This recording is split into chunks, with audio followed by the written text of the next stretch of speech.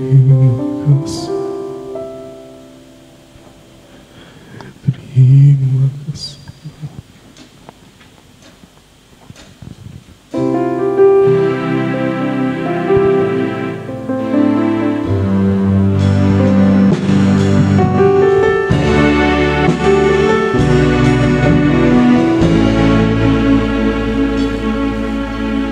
Tuhanku rindu masuk dalam hadirat-Mu, jiwaku menanti, bawaku mendekat kepadamu dalam kemuliaan yang kudus. Tuhanku rindu. Mari bersama-sama kita berdiri Bapak Saudara. Tuhanku rindu masuk dalam hadirat-Mu, jiwaku menanti, bawaku mendekat kepadamu dalam kemuliaan yang kudus. Ku nanti Engkau, ku nanti Engkau, Allah kuasa dalam kemuliaan yang kudus. Ku sembah Engkau, Allah kuasa dalam kemuliaan yang kudus. Sekali lagi, Tuhanku rindu, Tuhanku rindu masuk dalam hadirat-Mu Tuhan, masuk dalam hadirat-Mu, jiwaku menanti, jiwaku menanti, bawaku mendekat kepadamu dalam kemuliaan yang kudus. Ku nanti Engkau, ku nanti Engkau, Allah kuasa dalam kemuliaan yang kudus. Ku sembah Engkau, Allah kuasa dalam kemuliaan yang kudus. Ku nanti Engkau, ku nanti Engkau, Allah kuasa dalam kemuliaan yang kudus. Ku sembah Engkau, Allah kuasa dalam kemuliaan yang kudus. Ku nanti Engkau, Allah kuasa dalam kemuliaan yang kudus. Ku sembah,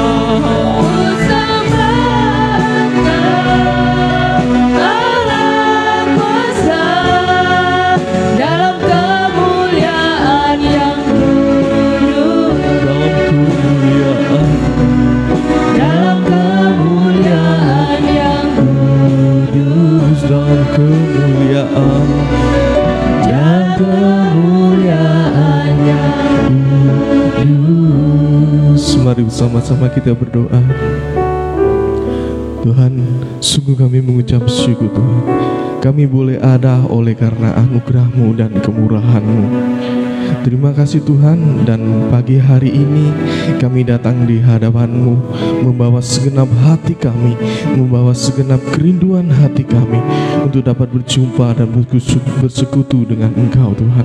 Dan kami percaya Tuhan, Kau hadir di tengah-tengah kami, melawat setiap hati kami yang haus dan rindu akan Engkau Tuhan. Dan kami mau mulai ibadah kami, kiranya Engkau menyertai kami, Engkau membimbing setiap kami Tuhan, sehingga ibadah kami boleh dapat berjalan dengan lancar, seturut dengan kehendak-Mu. Dan tak lupa kami berdoa untuk jemaat yang lain yang masih dalam perjalanan, kiranya Engkau hentar mereka, sehingga mereka dapat sampai ke tempat ibadah ini, bertemu dengan kami kembali, memperoleh sukacita yang baru, bahkan berkat yang baru daripada firman-Mu Tuhan. Terima kasih Tuhan, kami berdoa hanya di dalam nama Tuhan Yesus kami berdoa, amin. Silakan duduk kembali saudara. Dan kami mengucapkan shalom, selamat datang dan selamat beribadah Bapak Ibu Saudara yang kasih Tuhan. Puji nama Tuhan, Tuhan telah memberikan kesempatan kembali bagi kita, sehingga kita dapat berkumpul bersama-sama kembali di tempat ibadah ini. Mari bersama-sama kita mengucap syukur dengan pujian jejak-Mu Tuhan.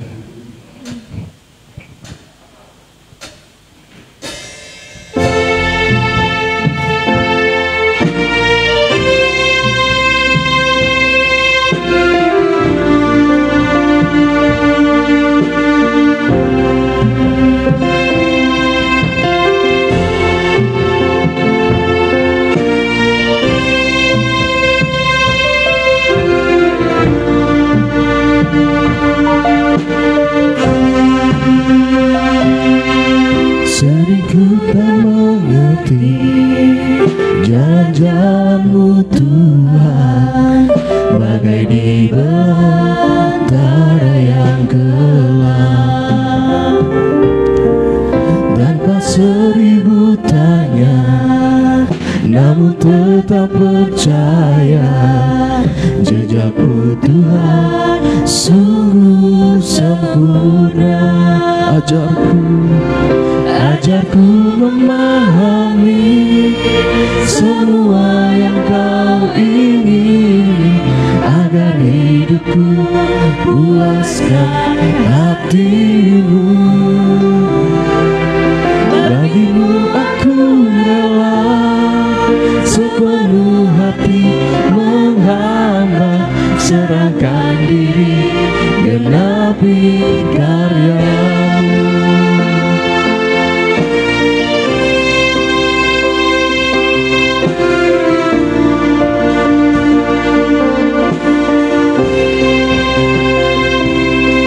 Sedihku tak mengerti jalan-jalan-Mu Tuhan, bagai di antara yang gelap.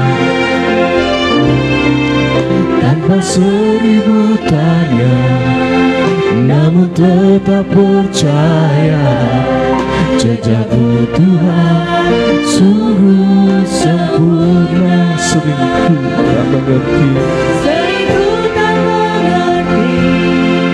jalan-jalan-Mu Tuhan, bagai di antara yang gelap. tanpa seribu tanya, namun tetap percaya, jejak-Mu Tuhan sungguh sempurna. Ajarku memahami semua yang Kau ingini, agar hidupku puaskan hati-Mu. Bagi-Mu aku rela sepenuh hati menghamba, serahkan diri, genapi karya-Mu. Ajarku memahami semua yang Kau ingini, agar hidupku puaskan hati-Mu. Bagi-Mu aku rela sepenuh hati menghamba, serahkan diri, genapi karyamu. Sekali sering ku tak mengerti, sering ku tak mengerti jalan-jalan-Mu Tuhan, bagai di belantara yang gelap. Tanpa seribu tanya, namun tetap percaya, jejak-Mu Tuhan sungguh sempurna. Ajarku memahami semua yang Kau ingini, agar hidupku puaskan hati-Mu. Bagi-Mu aku rela sepenuh hati menghamba, serahkan diri genapi karya-Mu. Ajarku memahami semua yang Kau ingini, agar hidupku puaskan hati-Mu. Bagi-Mu aku rela sepenuh hati menghamba, serahkan diri genapi karya-Mu. Ajarku memahami semua yang Kau ingini, agar hidupku puaskan hati-Mu. Bagi-Mu aku rela sepenuh hati menghamba, serahkan diri genapi karya. jemaat saja yang memujikan. Ajarku memahami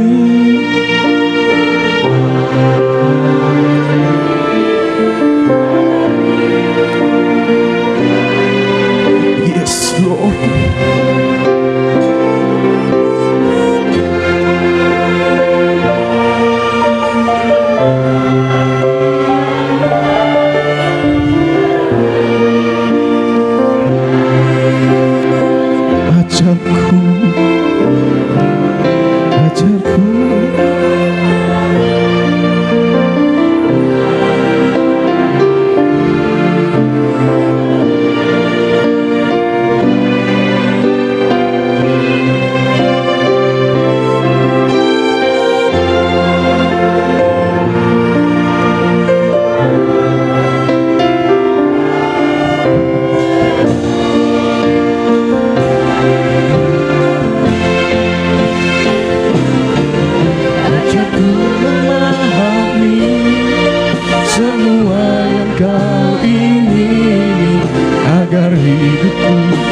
Puaskan hati-Mu.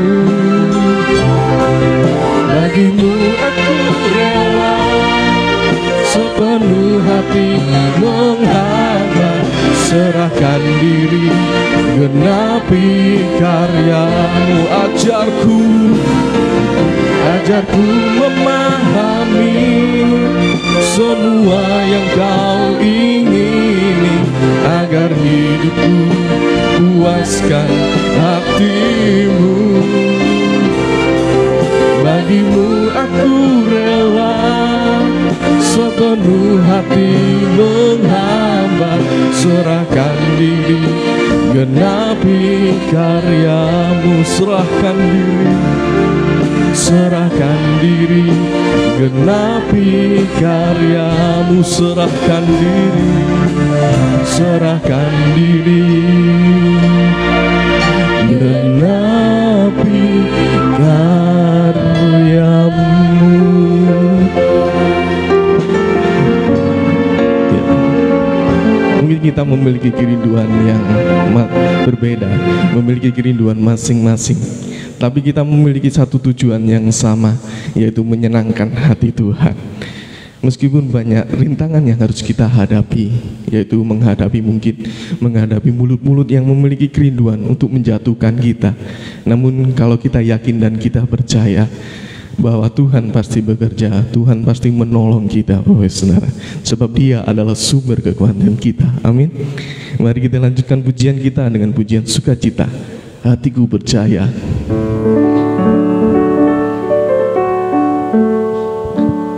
Ku mau selalu bersyukur, sebab cintamu padaku takkan pernah berubah.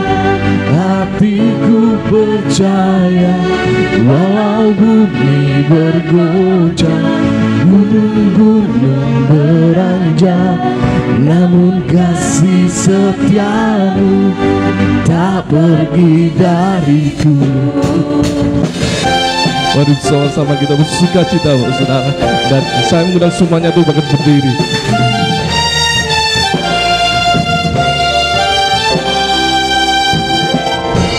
Tuhanlah kekuatan dan masmurku, Dia gunung batu dan keselamatanku. Hanya padamu hatiku percaya, Kaulah benaran dan kota perlindungan. Ku mau selalu bersyukur, sebab cintamu padaku takkan pernah berubah. Hatiku percaya, walau bumi bergoncang, gunung-gunung beranjak, namun kasih setiamu tak pergi dariku.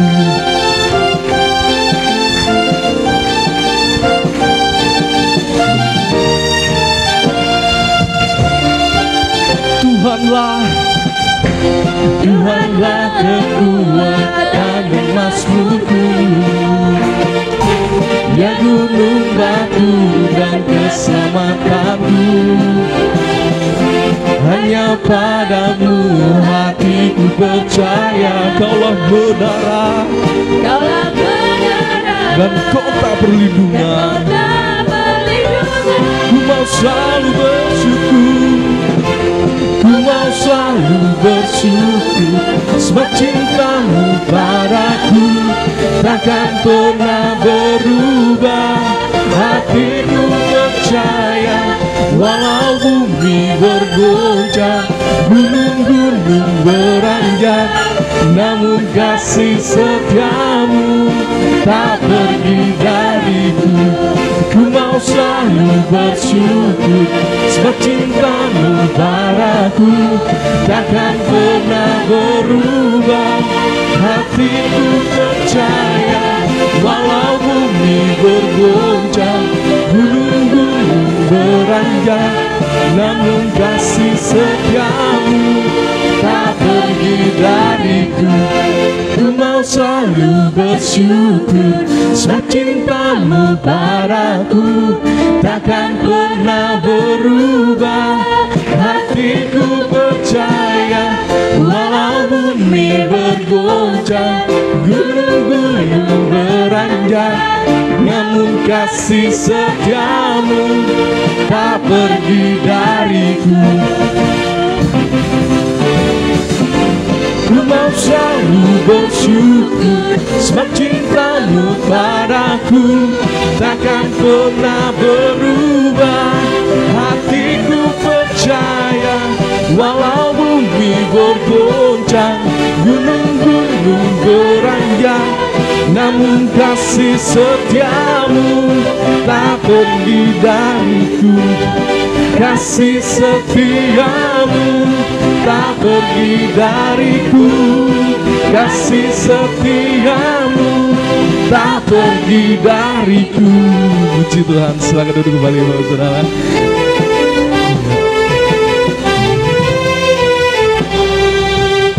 Mungkin dari Bapak Saudara yang memiliki kerinduan untuk bersaksi, mempunyai apa yang ingin dipersembahkan kepada Tuhan, kami memberikan kesempatan bagi Bapak Ibu. Ada Om Mari, Tante Wati. Oke, kalau tidak ada, Mari kita lanjutkan pujian kita, dan pujian ini untuk menyambut firman Tuhan. Ku tetap setia.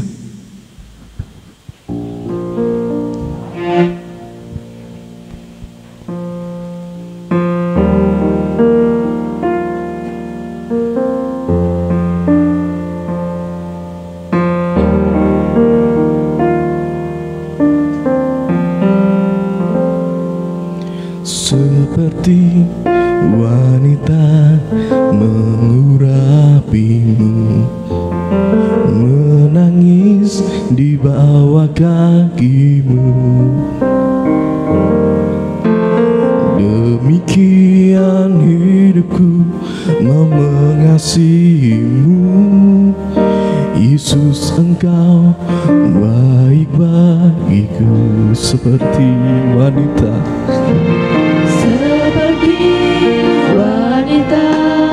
mengurapimu, menangis di bawah kakimu,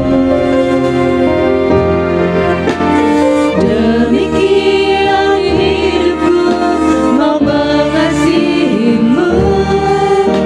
Yesus, Engkau baik bagiku. sampai akhir. Sampai akhir ku menutup mata, ku tetap setia menanti janjimu. Sampai ku dapatkan mahkota kehidupanku, ku tetap setia untuk melayanimu.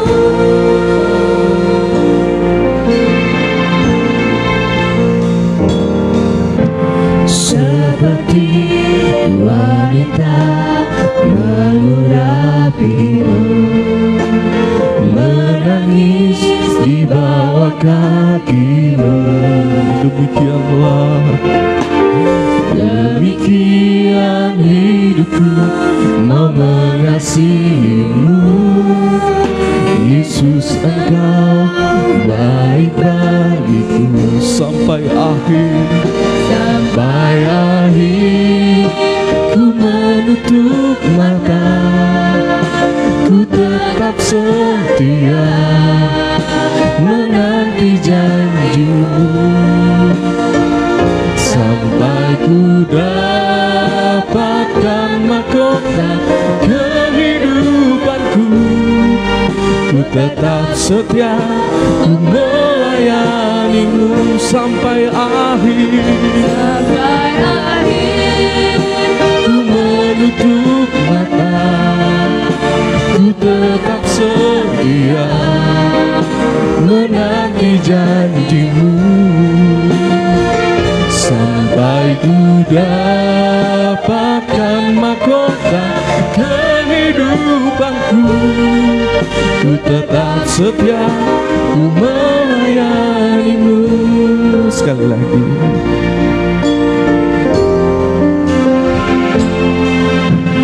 seperti wanita mengurapimu, menangis di bawah kakimu, demikian hidupku mau mengasihimu.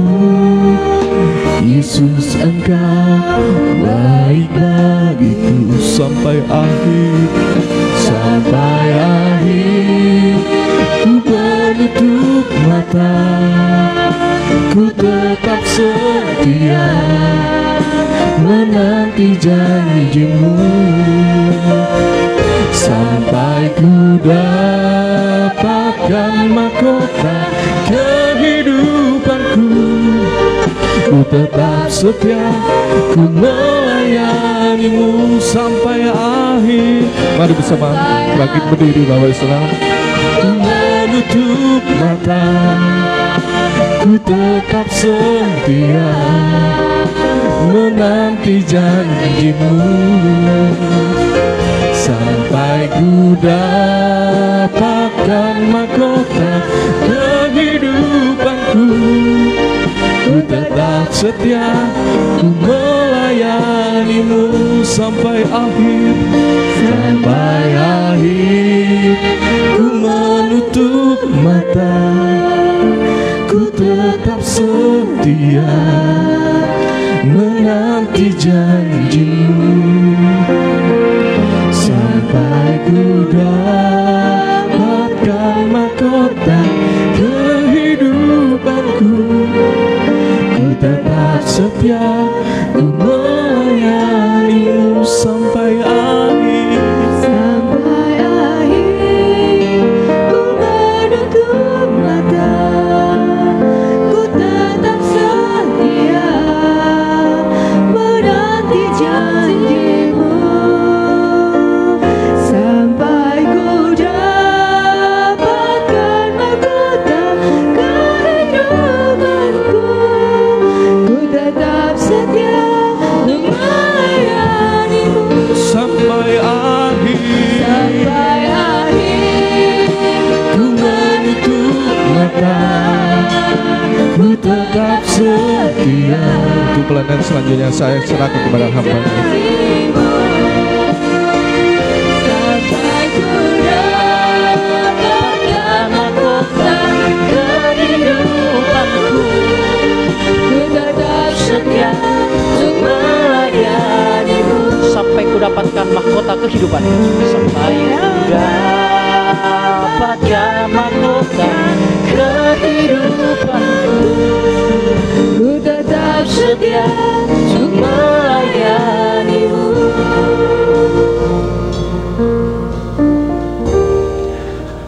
Bapa kami di surga, kami berterima kasih selalu kepadamu ya Tuhan, buat pagi hari yang begitu sangat baik Tuhan percayakan untuk kami lalui, untuk kami jalani. Satu hal yang kami renungkan dan yang ada di benak kami masing-masing, bahwa kami memiliki tugas dan tanggung jawab selama kami hidup di dunia ini. Salah satunya adalah dengan kami beribadah.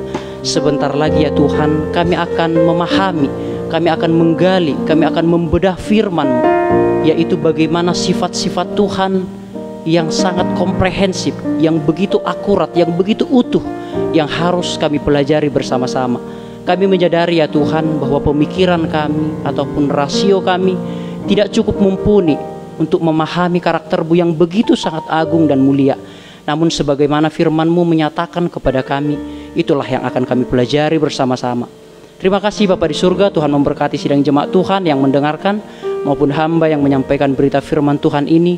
Tuhan mengurapi kami semua, dan kami akan sambut firman-Mu di dalam nama Yesus, penebus dan juru selamat kami yang hidup. Puji Tuhan, amin. Silakan duduk kembali Bapak Ibu Saudara. Dari tempat yang sangat berbahagia ini, saya sapa Bapak Ibu Saudara semua, baik yang ada di tempat ini maupun yang siaran online. Shalom bagi kita semua, shalom bagi yang di belakang. Salam damai sejahtera dari Tuhan Yesus Kristus. Kiranya segala rahmat, kasih karunia, damai sejahtera, pertolongan, perlindungan, dan anugerah Tuhan selalu melimpah bagi kehidupan kita bersama, baik hari ini kekal sampai selama-lamanya. Mari Bapak Ibu Saudara sekalian, kita akan merenungkan firman Tuhan. Namun ketika kita merenungkan firman Tuhan ini, kita baiknya rileks saja, santai saja. Karena jikalau kita rileks dan santai, itu akan lebih memudahkan kita untuk mendengarkan dan untuk memahami firman Tuhan yang akan kita pelajari secara bersama-sama.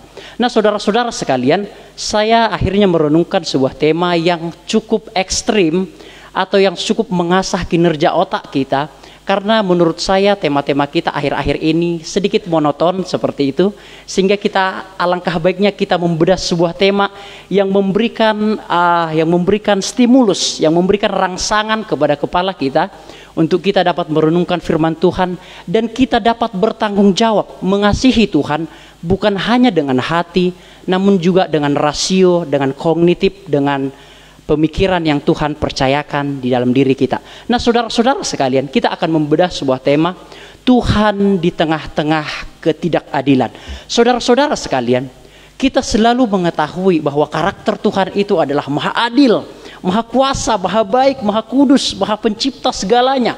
Bisa mengadakan mujizat, mengubah yang miskin jadi kaya, mengubah yang sakit menjadi sembuh. Yes, itu semua memang benar dinyatakan di dalam Alkitab. Namun apakah Bapak Ibu Saudara tahu, sifat-sifat Tuhan bukan hanya demikian, Namun sifat-sifat Tuhan itu juga bagaimana dia adalah adil, bagaimana dia adalah benar, saudara-saudara sekalian. Allah bukan hanya kasih, Allah bukan hanya setia, namun di satu sisi dia adil dan benar, saudara-saudara sekalian. Kita mengetahui bagaimana Tuhan itu baik, mungkin menolong kehidupan kita sepanjang hari ini sampai selama-lamanya, sampai hari ini kita ada. Namun saudara-saudara sekalian, fakta membuktikan bahwa bahwa ketidakadilan, bahwa kejahatan, bahwa penderitaan itu tidak bisa kita tutup mata, saudara-saudara sekalian. Itu bisa kita lihat dengan gamblang. Itu bukan rahasia yang pribadi lagi, itu sudah menjadi rahasia umum bagi kita. Mungkin ada di tengah-tengah kita mungkin yang pernah mengalami ketidakadilan, yang pernah mengalami kesengsaraan, yang pernah mengalami penderitaan yang seolah-olah, saudara-saudara, kita tidak bisa menghalaunya, yang seolah-olah kita tidak bisa menanggungnya. Di mana Tuhan di tengah-tengah penderitaan? Di mana Tuhan di tengah-tengah ketidakadilan? Di mana Tuhan di tengah-tengah kita tidak mendapatkan apa yang kita inginkan, saudara-saudara sekalian? Bukankah Tuhan itu maha adil? Bukan Tuhankah itu maha kuasa? Mengapa Tuhan tidak membinasakan saja kejahatan? Mengapa Tuhan membiarkan ketidakadilan berjalan? Mengapa Tuhan mengizinkan penderitaan ada? Nah, ini perlu kita renungkan, saudara-saudara sekalian. Bagaimana Tuhan bekerja di dalam ketidakadilan yang ada di dunia ini. Itulah yang harus kita pelajari bersama-sama. Di slide yang saya sediakan, saudara-saudara, di slide yang paling kanan dari saya pribadi, saudara sekalian, itu adalah peperangan antara Vietnam Utara dan Vietnam Selatan. Kira-kira terjadi tahun 1957 sampai 1975. Kira-kira berjalan 18 sampai 20 tahun. Saudara-saudara sekalian, peperangan ini terjadi, saudara, karena adanya perbedaan pendapat. Korea Utara, maafkan saya, Vietnam Utara menghendaki adanya pemerintahan secara komunis, sementara Vietnam Selatan tidak menghendaki adanya pemerintahan yang komunis, sehingga mereka berperang. Bapak Ibu tahu, selama kurun waktu 20 tahun lamanya kurang lebih telah binasa kira-kira 2 juta orang. Warga sipil, saudara-saudara. Warga sipil, belum termasuk tentara, belum termasuk para negara-negara lain yang ikut ambil bagian di dalam peperangan itu. Nah, saudara-saudara, yang ikut kena andil bagian di dalam peperangan ini, yang ikut menjadi korban, bukan hanya para tentara, bukan hanya mereka yang tidak setuju atas pemerintahan ini, namun orang-orang yang tak bersalah ikut menerima dampak dari peperangan ini. Apakah salah mereka, saudara-saudara? Ada anak-anak yang puntung tangannya, ada anak-anak yang kehilangan sekolahnya, ada orang tua yang kehilangan anaknya, ada anak yang kehilangan orang tuanya, kehilangan pekerjaannya, kehilangan rumahnya. Mengapa Tuhan membiarkan ini terjadi, saudara-saudara? Terkadang hal-hal yang demikian tabu dibicarakan di dalam kekristenan, terutama di gereja. Namun tidaklah demikian, saudara. Problematika ini haruslah kita jelaskan. Problematika ini haruslah dipahami oleh sidang jemaat Tuhan. Jikalau Bapak Ibu melihat slide yang ada di sebelah kiri saya, atau gambar yang ada di sebelah kiri saya, ini merupakan gambar yang sangat fenomenal, saudara-saudara sekalian, yang telah dipotret oleh Calvin Carter ketika itu di Afrika Utara. Ketika itu Afrika Utara begitu sangat melarat luar biasa, sehingga di tengah-tengah kemelaratan itu datanglah seorang reporter yang bernama Calvin Carter pada saat hari itu. Dia tiba-tiba memfoto kejadian ini, di mana anak ini yang kelaparan, yang sebentar lagi, saudara-saudara, akan dimakan oleh burung pemakan bangkai. Dia mendapatkan begitu sangat penghargaan yang begitu sangat hebat. John Carter ini mendapatkan penghargaan fotografer yang paling baik sepanjang sejarah, makan saya katakan. Namun apakah Bapak Ibu tahu, ketika dia mendapatkan penghargaan, dia akhirnya bunuh diri. Karena apa? Karena dia merasa tidak bisa menolong anak tersebut. Nah, inilah gejolak, inilah problematika, saudara-saudara sekalian. Belum lagi saya akan menceritakan bagaimana peperangan antara Ukraina dan Rusia. Belum lagi saya menceritakan bagaimana peperangan antara Hiroshima dan Nagasaki, saudara-saudara sekalian. Ada juga orang-orang yang lahir bukan dengan keadaan yang utuh. Ada cacat fisik, cacat mental. Di mana Tuhan di tengah-tengah ketidakadilan, di tengah-tengah penderitaan ini? Apakah Tuhan itu ada? Bukankah Tuhan itu maha kuasa, saudara-saudara? Bukankah dia bisa mengubahkan segala sesuatu dengan Firman-Nya saja, bumi aja dijadikan dengan firman-Nya. Apalagi lah penderitaan-penderitaan yang remeh begitu. Namun mengapa Tuhan seolah-olah diam, saudara sekalian? Dan bagaimana kita memahami segala problematika ini? Saudara-saudara, mungkin bukan hanya mereka-mereka yang mengalami ketidakadilan. Namun kita juga mungkin mengalami ketidakadilan hari ini. Mungkin ada yang tidak diperlakukan adil di dalam keluarga. Mungkin ada yang diperlakukan tidak adil di dalam pernikahan. Mungkin ada yang tidak diperlakukan adil di dalam pekerjaan. Ada yang mengidolakan A, ada yang mengidolakan B. Mungkin orang tua kita, mungkin barangkali lebih mengidolakan satu orang anak, namun mengabaikan kita. Kita hidup di dalam putaran-putaran ketidakadilan, dan kita hidup di dalam putaran-putaran penderitaan dan kejahatan, saudara-saudara sekalian. Di mana Tuhan? Di tengah-tengah penderitaan dan kejahatan ini, saudara-saudara. Oleh sebab itu Bapak Ibu, ini kita akan bedah, akan kita selesaikan hari ini, bagaimana penderitaan di tengah-tengah ketidakjelasan. Saudara-saudara sekalian, kita akan membuka Alkitab kita. Ada 3 poin yang akan kita bedah hari ini. Yang pertama adalah, di manakah Tuhan di tengah-tengah ketidakadilan? Yang kedua, jikalau Tuhan ada, mengapa ada kejahatan? Yang ketiga adalah, bagaimanakah memahami Tuhan yang seolah-olah berdiam diri? Kita akan membuka Alkitab kita secara bersama-sama di dalam kitab Habakuk, pasal yang pertama, ayat yang pertama sampai ayat yang keempat saja. Bapak Ibu jangan buka di perjanjian baru, nggak akan ketemu sampai besok, saudara-saudara. Buka di perjanjian lama, ya. Habakuk pasal yang pertama, ayat yang pertama sampai ayat yang keempat. Ucapan ilahi dalam penglihatan Nabi Habakuk. Berapa lama lagi Tuhan, aku berteriak, tetapi tidak kau dengar. Aku berseru kepadamu penindasan, tetapi tidak kau tolong. Mengapa engkau memperlihatkan kepadaku kejahatan, sehingga aku memandang kelaliman? Ya, aniaya dan kekerasan ada di depan mataku, perbantahan dan pertikaian terjadi. Itulah sebabnya hukum kehilangan kekuatannya dan tidak pernah muncul keadilan. Sebab orang fasik mengepung orang benar, itulah sebabnya keadilan muncul terbalik. Saudara-saudara, ternyata permasalahan ketidakadilan, kekerasan, kejahatan, dan bagaimana penderitaan itu bukan hanya terjadi di zaman sekarang. Namun Nabi Habakuk juga mengalami hal yang demikian.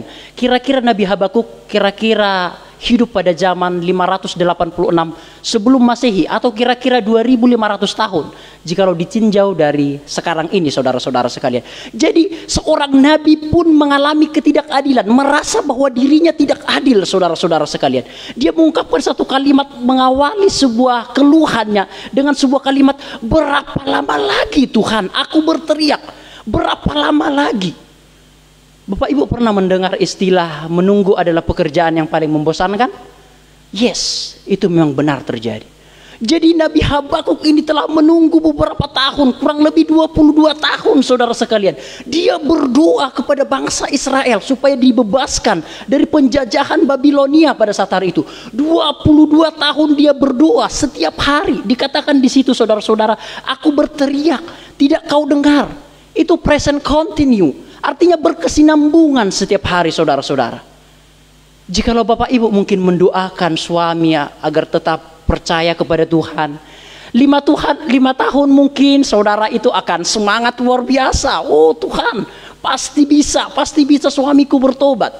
Namun ketika 10 tahun mulai surut imannya, ketika 15 tahun mulai acuh tak acuh, ketika 20 tahun, ya Tuhan saya serahkan aja suamiku kepadamu. Bukankah ketika doa-doa kita atau keluhan-keluhan kita itu, saudara-saudara, dibatasi oleh waktu? Kita terkadang membatasi segala doa-doa kita itu dengan waktu. Karena Tuhan tidak menjawab, maka tidak lagi kita menyerukan hal ini.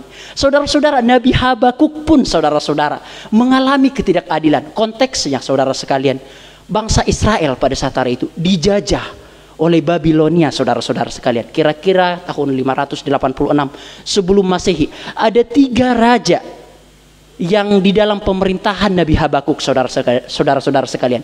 Ada yang dinamakan Raja Yoyakim, Yoyakin, dan Zedekia, saudara. Jadi dari ketika raja ini Nabi Habakuk ini ada di dalam 3 pemerintahan raja ini. Dia sudah putus asa. Raja yang pertama adalah Yoyakim, tetap dijajah.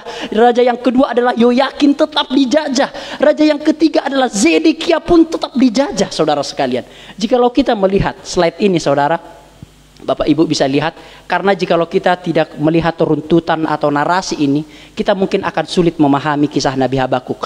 Kita tahu bahwa raja pertama Israel adalah Saul, setelah itu Raja Daud, dan setelah itu anak Raja Daud yaitu Salomo. Nah, ketika dalam pemerintahan Raja Salomo, saudara-saudara, kerajaan itu terpecah menjadi 2, yang dinamakan dengan Kerajaan Utara dan Kerajaan Selatan. Nah, saudara-saudara, Kerajaan Utara, saudara-saudara sekalian, ada di dalam 10 suku, mengikuti 10 suku. Kan bangsa Israel kan ada 12 suku Israel nih. Nah, 10 suku itu mengikuti Kerajaan Utara atau sering dinamakan adalah Kerajaan Israel. Namun hanya 2 suku yang mengikuti Kerajaan Selatan atau diistilahkan dengan Kerajaan Yehuda. Nah, setelah itu saudara, berjalan 2 kerajaan ini. Kerajaan Utara dengan Kerajaan Selatan ini berjalan bersama-sama. Jikalau Bapak Ibu lihat di yang merah ini, itu adalah Kerajaan Utara. Raja-rajanya ada. Dan yang biru ini, saudara sekalian, itu adalah Kerajaan Selatan. Dan Nabi Habakuk, saudara-saudara, ada di dalam pemerintahan yang paling bawah ini loh. Yoyakim, Yoyakin, dan Zedekia. Yoyakim itu kira-kira memerintah 11 tahun, saudara.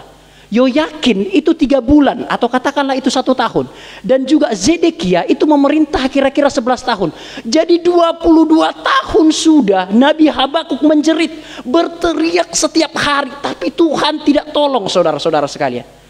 Keluhan-keluhan Nabi Habakuk bukan keluhan-keluhan pribadi, no. Enggak level bagi Nabi Habakuk itu keluhan-keluhan pribadi, enggak. Ini keluhan nasional, saudara sekalian. Keluhan banyak umat. Nabi Habakuk tidak mementingkan dirinya sendiri, namun dia mementingkan kepentingan umat. Namun walaupun ketidakadilan itu dialami oleh seluruh umat, namun Tuhan seolah-olah diam, bahkan tidak mendengar selama 70 tahun, saudara-saudara. Bagaimana? Apakah Tuhan jahat di tengah-tengah hal itu, saudara-saudara sekalian?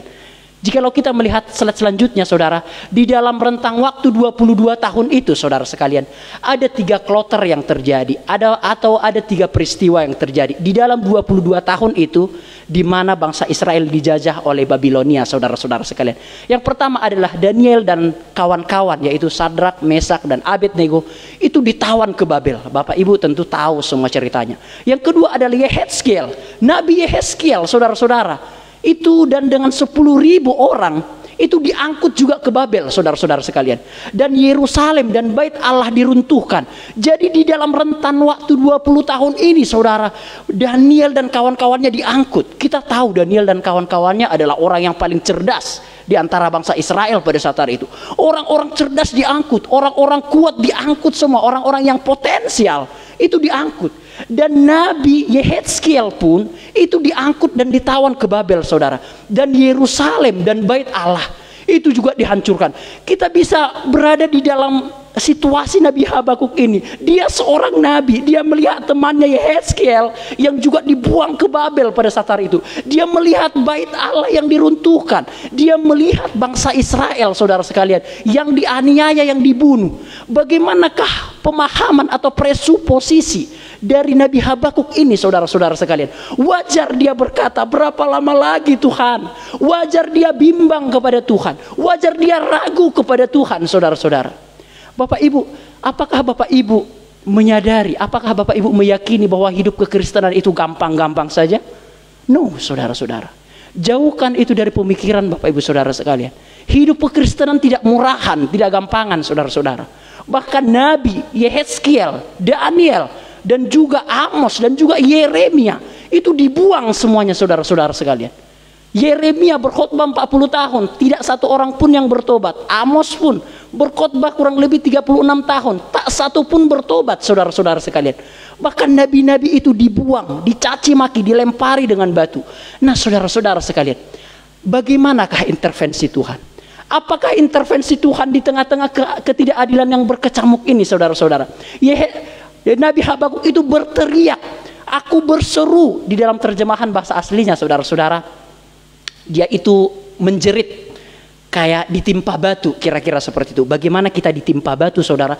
Jadi jeritannya itu bukan Tuhan, bebaskanlah kami. Bukan, saudara. Jikalau Bapak Ibu melihat bahasa Hebrew atau bahasa Ibrani, teksnya itu jelas. Dia berteriak seperti ditimpa batu, seperti ditimpa malapetaka, saudara sekalian. Kaget dia berteriak sambil nangis, saudara-saudara sekalian.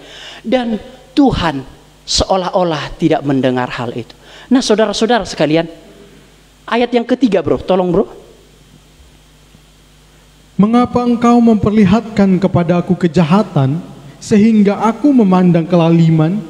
Ya, aniaya dan kekerasan ada di depan mataku. Perbantahan dan pertikaian terjadi. Jadi saudara-saudara, kita bisa melihat bahwa di depan mata Nabi Habakuk, dia melihat kejahatan. Di dalam teks yang aslinya, saudara-saudara sekalian, itu lebih kepada pembunuhan, itu lebih kepada perampasan atau pemerasan, saudara. Dan juga ada beberapa itu nuwun sewu, nggih Bapak Ibu, nuwun sewu.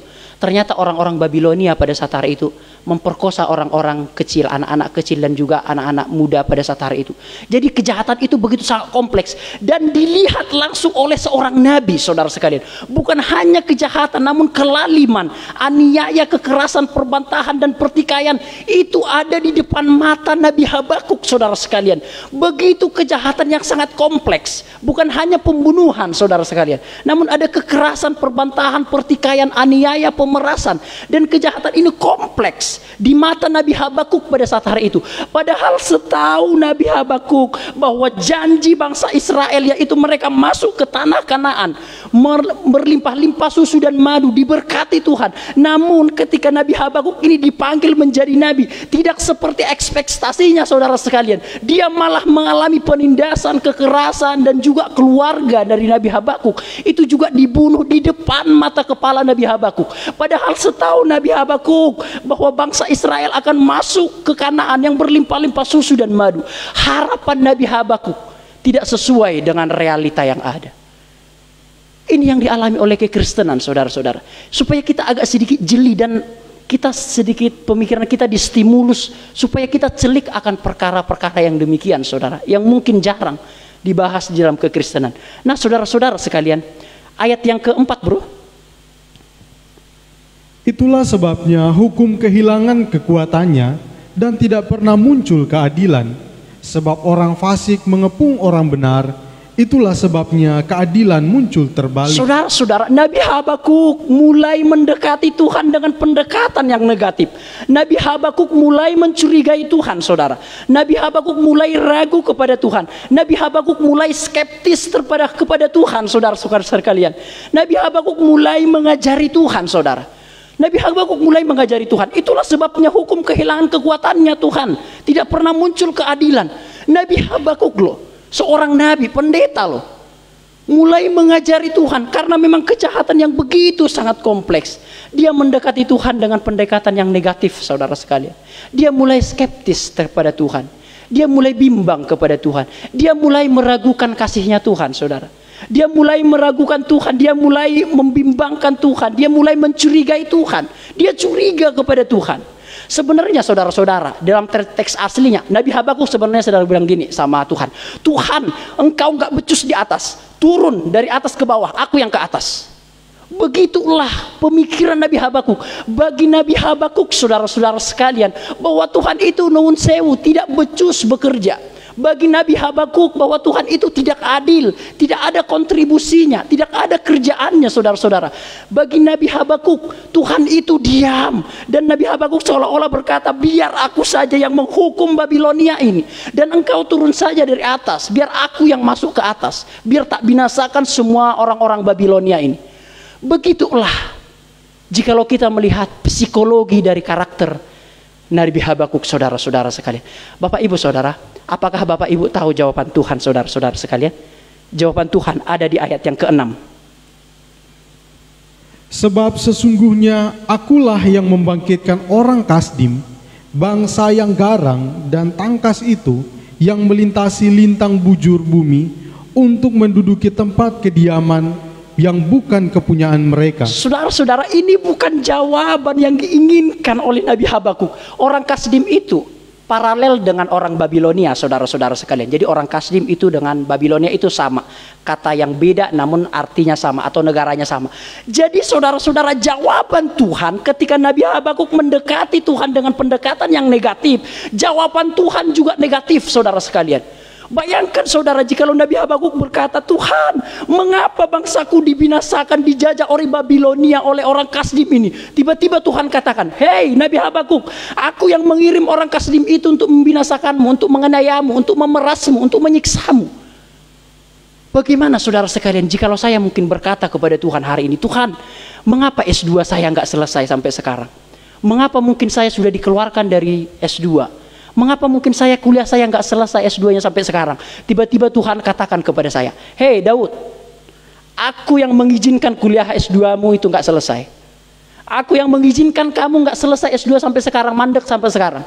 Kira-kira gimana saudara? Kira-kira jikalau Bapak Ibu Saudara berkata, Tuhan, mengapa pekerjaanku tidak sukses? Mengapa aku gagal? Mengapa aku ini? Tiba-tiba Tuhan katakan kepada Bapak Ibu Saudara, hei, aku yang mengizinkan itu terjadi. Tuhan, aku berdoa supaya suamiku itu baik, supaya itu sabar, supaya istriku itu nggak ngomel saja. Namun tiba-tiba Tuhan berkata kepada Bapak Ibu Saudara sekalian, hei jemaat GPT Lumajang, aku yang mengizinkan itu terjadi. Kira-kira kita semua akan kabur dari gereja ini dari sekarang, saudara. Namun itulah memang yang dialami oleh Nabi Habakuk, saudara-saudara sekalian. Nabi Habakuk berharap bahwa mereka akan dibebaskan dari penjajahan Babilonia, dan Babilonia itu akan dibinasakan. Namun jawaban Tuhan berbeda dengan apa yang ada dalam isi hati Nabi Habakuk, saudara-saudara sekalian. Tidak seperti realita yang ada. Saudara-saudara, memahami karakter Tuhan itu memang tidak semudah yang kita pikirkan.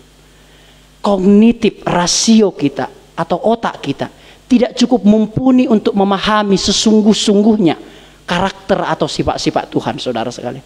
Kita yang terbatas ini tidak akan mungkin memahami Tuhan yang tak terbatas itu. Bagaimana Tuhan bertindak dengan kedaulatannya sendiri. Dia tidak diperintah, dia tidak diajari, dia tidak disuruh, dia tidak dikasih masukan oleh siapapun. Dia tidak dipengaruhi oleh waktu dan keadaan. Sementara manusia terbatas dipengaruhi dan juga dipikirkan dan lain sebagainya. Nah saudara-saudara sekalian, ternyata Tuhan yang membangkitkan orang Kasdim. Apakah ini berarti Tuhan jahat, saudara-saudara? Apakah ini berarti Tuhan jahat terhadap bangsa Israel pada saat hari itu? Nah saudara-saudara sekalian, respon Nabi Habakuk, kita lihat respon Nabi Habakuk di ayat yang ke-13 saja, Kak. Matamu terlalu suci untuk melihat kejahatan, dan engkau tidak dapat memandang kelaliman. Mengapa engkau memandangi orang-orang yang berbuat khianat itu, dan engkau berdiam diri apabila orang fasik menelan orang lebih benar dari dia? Jadi saudara-saudara sekalian, respon Nabi Habakuk ketika Tuhan mengatakan, aku yang membangkitkan orang Kasdim itu, ternyata responnya saudara-saudara sekalian semakin menjadi-jadi. Bukan hanya Nabi Habakuk itu skeptis, ragu, mencurigai Tuhan, namun Nabi Habakuk sudah mulai mengajari Tuhan, saudara-saudara sekalian. Sudah mulai mengajari Tuhan, sudah mulai tidak percaya akan hikmat yang luar biasa dari Tuhan, saudara-saudara. Sehingga dia berkata, mengapa engkau mendatangi orang-orang yang jahat berbuat khianat itu, dan engkau berdiam diri apabila orang fasik menelan orang yang lebih benar dari dia. Jadi Nabi Habakuk menganggap, saudara, bahwa orang Israel jauh lebih benar daripada orang Kasdim. Sehingga di tengah-tengah gejolak problematika ini yang begitu sangat kompleks ini, Nabi Habakuk bisa-bisanya masih membenarkan perilaku dari bangsa Israel, saudara. Bisa-bisanya dia masih berbangga diri dengan mengatakan, mengapa engkau biarkan orang fasik itu menelan orang benar?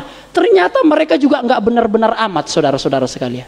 Mereka juga menyembah berhala, mereka juga meninggalkan Tuhan. Jadi lihatlah saudara-saudara sekalian, bagaimana Nabi Habakuk sudah mulai mengajari Tuhan, sudah mulai memerintah Tuhan, saudara-saudara.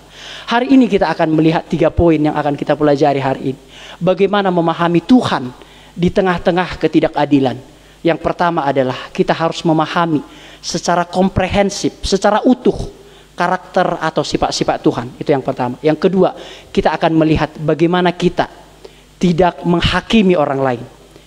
Dan yang ketiga, kita akan melihat bahwa kejahatan ini adalah sebagai ujian untuk memurnikan iman seseorang. Kita akan masuk dalam poin yang pertama, bahwa kejahatan atau ketidakadilan ini adalah yang pertama yang harus kita pahami adalah kita harus memahami secara utuh sifat-sifat Tuhan. Di dalam Yesaya pasal yang ke-40 ayat yang ke-13 dikatakan dan 14 dikatakan, siapa yang dapat mengatur roh Tuhan atau memberi petunjuk kepadanya sebagai penasehat, kepada siapa Tuhan meminta nasihat untuk mendapatkan pengertian, dan kepada siapa yang mengajarkan Tuhan untuk menjalankan keadilan, atau siapa mengajar dia pengetahuan dan memberi dia petunjuk supaya ia bertindak dengan pengertian. Saudara-saudara, ini harus kita pahami lebih dahulu. Jangan hanya memahami Tuhan itu kasih, Tuhan itu setia. Yes, itu benar. Namun ingat, dia berdaulat, saudara-saudara. Dia bertindak sesuai dengan kehendaknya sendiri, enggak dipengaruhi oleh apapun. Di dalam istilah teologi dikatakan itu hak prerogatifnya Tuhan yang tidak bisa diganggu gugat, saudara. Dia bertindak dengan keadilannya sendiri, dia bertindak dengan kebenaran sendiri, dia bertindak dengan hikmat sendiri, karena ialah sumber keadilan, sumber kebenaran, bahkan diri dari kebenaran dan keadilan itu sendiri, saudara. Sehingga tidak perlu orang mengajari dia. Inilah yang harus kita pahami pertama-tama. Tuhan itu berdaulat, saudara. Dia yang memegang kontrol semuanya. Enggak satupun orang yang bisa memerintah dia atau mengajari dia, saudara-saudara. Dia bertindak sesuai dengan prerogatifnya dia, haknya dia, kedaulatannya dia, saudara. Inilah yang sering kita lupakan. Allah itu kasih dan adil, yes. Namun kita lupa bahwa Tuhan itu bertindak bukan karena kita yang menyuruh. Apakah Bapak Ibu percaya? Mungkin Bapak Ibu meyakini Bapak Ibu bisa menggerakkan hati Tuhan ketika Bapak Ibu berdoa? Menurut saya enggak, saudara-saudara sekalian. Apakah Bapak Ibu bisa menggoncang-goncang Tuhan ketika Bapak Ibu berdoa nangis-nangis di rumah? No. Tuhan menolong orang lain itu pun berdasarkan kedaulatannya, saudara. Jadi dari presuposisi inilah, dari latar belakang ini dululah kita berangkat supaya kita bisa memahami ketidakadilan.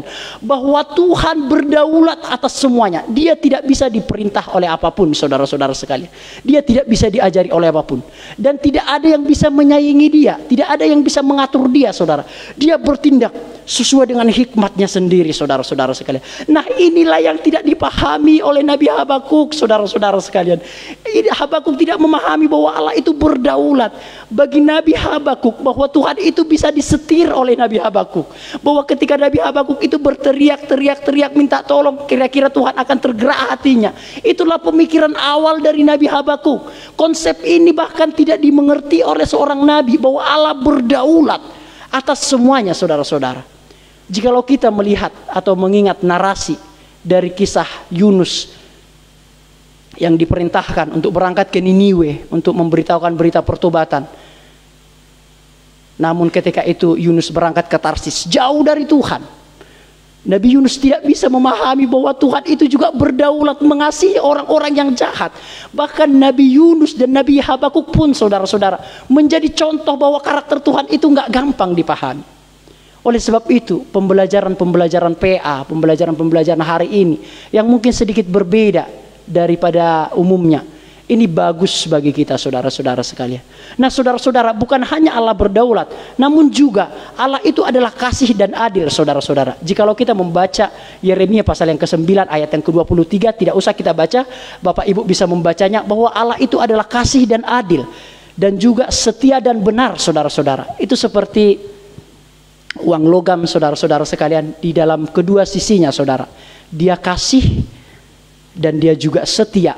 Dia adil dan juga benar. Tidak bisa dipisah-pisahkan, saudara. Jangan memahami karakter Tuhan hanya di dalam satu sisi, yaitu kasih dan setia. Namun kita mengindahkan yaitu yang namanya kebenaran dan keadilan, saudara-saudara sekalian. Nah, kasih dan setia, adil dan benar pun itu bukan menurut konsep kita. Karena Allah yang menyatakan dirinya, Allah yang memproklamirkan dirinya. Aku ini kasih dan setia, adil dan benar. Sehingga pengertian atau definisi dari kasih dan setia itu bukan menurut kita, saudara-saudara sekalian. Kasihnya Allah berbeda dengan kita.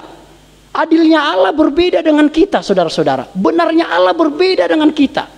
Saudara-saudara sekalian, jikalau saya memiliki dua ini, saudara, saya mengambil satu dan saya tidak mengambil yang ini, Bapak Ibu pasti berkata bahwa saya tidak adil, benar ya? Namun bagi Tuhan ini keadilan, saudara. Saya ulangi saudara, jikalau saya mengambil ini bagi pemikiran kita, presuposisi kita, ini nggak adil. Kenapa kamu nggak mengambil itu Daud? Pasti Bapak Ibu tanya. Namun bagi Tuhan enggak seperti itu saudara. Keadilan Tuhan berbeda dari hal yang demikian. Ketika Tuhan mengambil ini, membuang ini, itu haknya Tuhan saudara-saudara sekalian. Karena Tuhan enggak hutang kepada ini. Sehingga pertolongan Tuhan pun demikian saudara-saudara. Pertolongan Tuhan itu berlandaskan kedaulatan Tuhan, bukan berlandaskan keadilan kita manusia saudara-saudara. Tidak demikian. Itulah keadilan Tuhan yang sangat jauh berbeda dengan keadilan kita. Mengapa Tuhan menyelamatkan kita sehingga kita bisa percaya kepada Yesus Kristus sebagai Tuhan dan Juru Selamat? Apakah di luar sana enggak ada orang yang sebaik kita? Lebih baik dari kita pun ada saudara-saudara.